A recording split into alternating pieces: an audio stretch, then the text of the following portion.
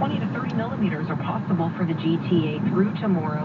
A lighter rain on Friday, but the winds more intense. So in fact, the winds are quite gusty Thursday through Saturday. And really Friday is going to be kind of the main event for these winds. So we may see some power outages, gusts up to 70 kilometers per hour.